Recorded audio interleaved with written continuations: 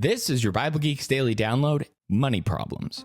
Goldilocks was a young girl who broke into the home of a family of bears while they were away and ate their porridge, sat in their chairs, and slept in their beds. She found the porridge either too hot or too cold. She found the chairs either too big or too small. She found the beds either too hard or too soft. Rejecting these extremes, she settled for the options that were just right.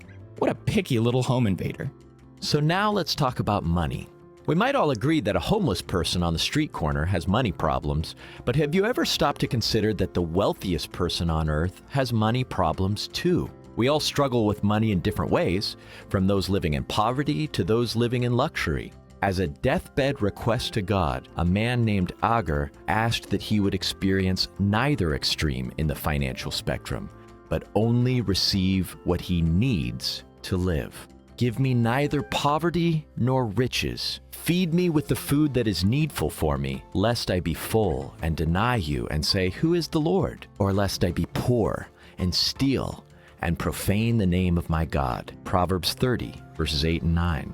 He prayed not to be in poverty. God doesn't want us to lack what we need. When the people of Israel were hungry in the wilderness, God didn't turn a blind eye to them. Instead, he showered them with bread from heaven. After all, he was leading them to a land of riches, flowing with milk and honey. So wouldn't it make sense that he would provide for them along the way?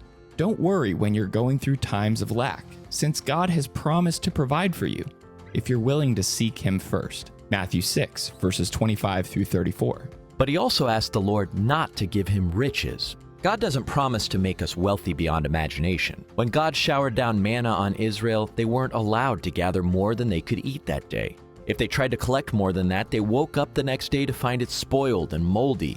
If you find yourself in a time of prosperity, remember that your wealth is not your own. Look around for opportunities to help those in need with the gifts you've been given. Luke 12:48 and Matthew 19:21. May the Lord give us only what is needed. God gives us what we need and provides for us daily.